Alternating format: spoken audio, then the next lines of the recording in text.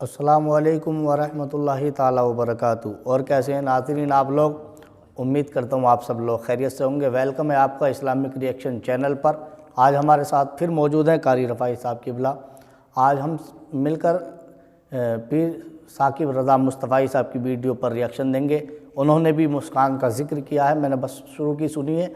और हिजाब के मामले पर जो ये हिंदुस्तान में बवाल चल रहा है, तो देखते हैं क्या कहा पीर साकिब रज़ा मुस्तफ़ाई साहब ने। आगे बढ़ने से पहले फिर आप हज़रात से गुजारिश करूँगा, जिसने अभी तक चैनल को सब्सक्राइब नहीं किया है वो प्लीज़ चैनल को सब्सक्राइब कर दे। तो आइए वीडियो की तरफ चलते हैं।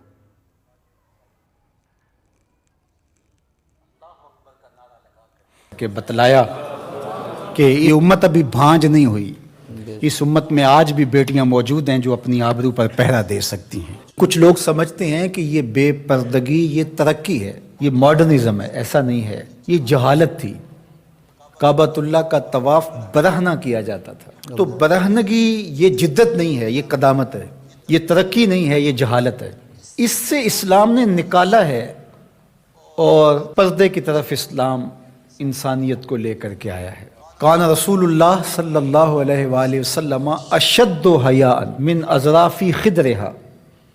कमवारी लड़की पर्दे में लिपटी हुई जिस तरह हयादार होती है, हुजूर उससे भी ज्यादा हयादार थे। तो ये हमारा दीन है। लेकिन मगरब और लादीनी कुव्वतें जानती हैं कि पर्दा इस्लाम का शियार है, और उन्होंने पहले इसको कमज़ोर इस तरह किया जिस तरह एक रिवाज किसी ने कहा। बस बड़े बड़े चैनल्स के ऊपर बैठ के नाम नहाद मुफक्किरीन कहते हैं ये अरब कल्चर था।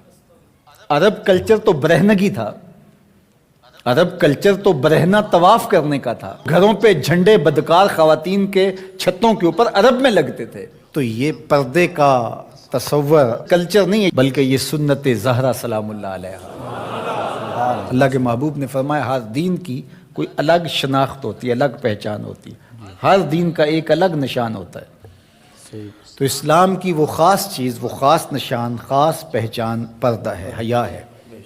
और अगर हया चला जाए तो फिर दीन भी चला जाता है। एक रिवायत में फरमाया हया और ईमान दो आपस में जुड़ी हुई चीज़ें हैं, इनमें से एक चला जाएगा पीछे पीछे दूसरी शय भी चली जाएगी। तो लादीनी कुव्वतें इस बात को जानती हैं कि अगर हया छीन लेंगे तो ईमान उसके पीछे पीछे उस रास्ते से जो हया के छीनने से बनेगा, तो उन्हीं कदमों पे ईमान भी रुखसत होता चला जाएगा।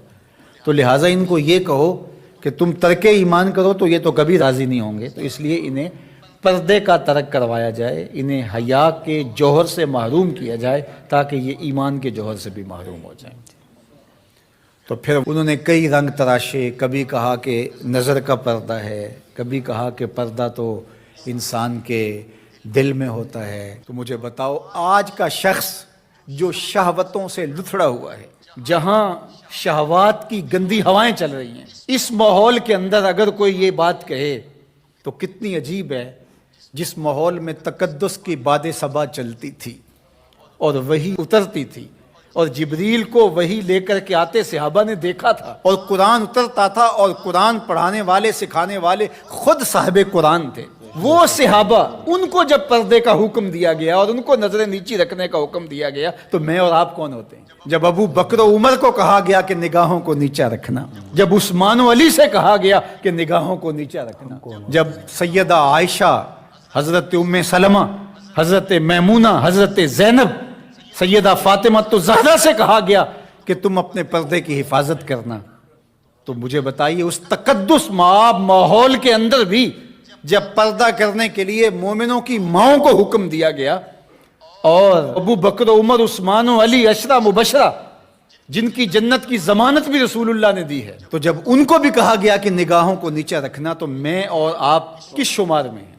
तो ये एक नफ्स की कहानी है जो हम घर के बैठ गए, कहा कोई बात नहीं जी, पर्दा तो दिल का होता है। बहालते मजबूरी ख़वातीन को घर से निकलना पड़ता है, लेकिन उसमें भी उसको ताकीद की गई कि तेरा पर्दा किसी सूरत के अंदर भी ख़त्म नहीं होना चाहिए। मैं खिराज पेश करना चाहता था यहाँ हमारी हमसायगी के अंदर उस खातून को जिसने अल्लाह अकबर का नारा लगा करके बतलाया कि ये उम्मत अभी भांज नहीं हुई, इस उम्मत में आज भी बेटियां मौजूद हैं जो अपनी आबरू पर पहरा दे सकती हैं। और ये हालात बताते हैं कि ये उम्मत मरने के लिए नहीं, क़यामत तक कायम रहने के लिए पैदा हुई है। اس دبی ہوئی راکھ میں چنگاریاں موجود ہیں جو وقت آیا تو شعلہ جوالہ بھی بن جائیں گے انشاءاللہ العزیز۔ اقبال نے ایک بات کہی تھی، اگر پندے ز درویش پذیری ہزار امت بمیرت تو نہ میری، بطول باش و پنہا شو ازیں اثر کہ در آغوش شبیر بگیری۔ اقبال کہتا ہے اس فقیر کی ایک بات مان لے، ساری امتیں مر جائیں گی، امت مسلمہ تجھے زوال نہیں آئے گا، اور وہ کیا؟ بطول باش، بطول بن جا اور زمانے کی نظروں سے پوشیدہ ہو جا، پھر تیری آغوش میں بھی حسین ابن علی جیسے بیٹے جنم لیا کریں گے، ان کے جانشین تیری گود میں بھی پیدا ہوں گے۔ تو اس لیے پردہ ہماری شناخت ہے۔ آج جو کہتی ہیں جناب پردہ پردہ، یہ کیا ہے؟ یہ تو کٹھ ملا کی اصطلاح ہے۔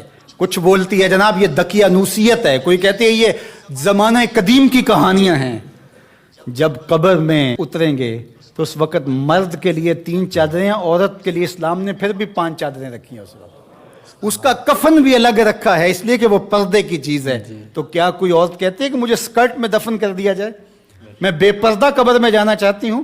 اس وقت تو سب کہتے ہیں تنیاں بھی باندھ دی جائیں، اس وقت محارم قریب آ جائے جو لحد میں اتاریں۔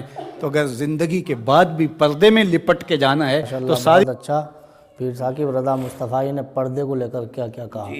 آج لوگ کچھ کہہ رہے ہیں نا کہ پردے کو لے کر کیا ہے، یہ ضروری نہیں ہے۔ کچھ ہماری جو خود کو مسلمان کہلانے والی میڈیا پر آ کر بول رہی ہیں وہ بک چکی ہیں شاید، کیونکہ ترپل طلاق پر بھی کچھ آئی تھی نکل کر، اللہ جانے۔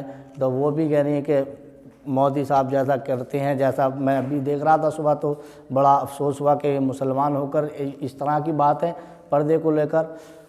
اور پردہ اسلام میں بہت ضروری ہے، جس گھروں میں پردہ نہیں ہوتا ان گھروں میں برکتیں نہیں ہوتی، پردہ بہت ضروری ہے۔ تو آپ بھی کومنٹ، ہاں جی، پردہ عورتوں کے لیے فرض ہے، جی جی غیر محروم کو آواز سنانا بھی حرام ہے، جی جی، اب وہی تو ہمارا اسلام بتاتا ہے۔ جی۔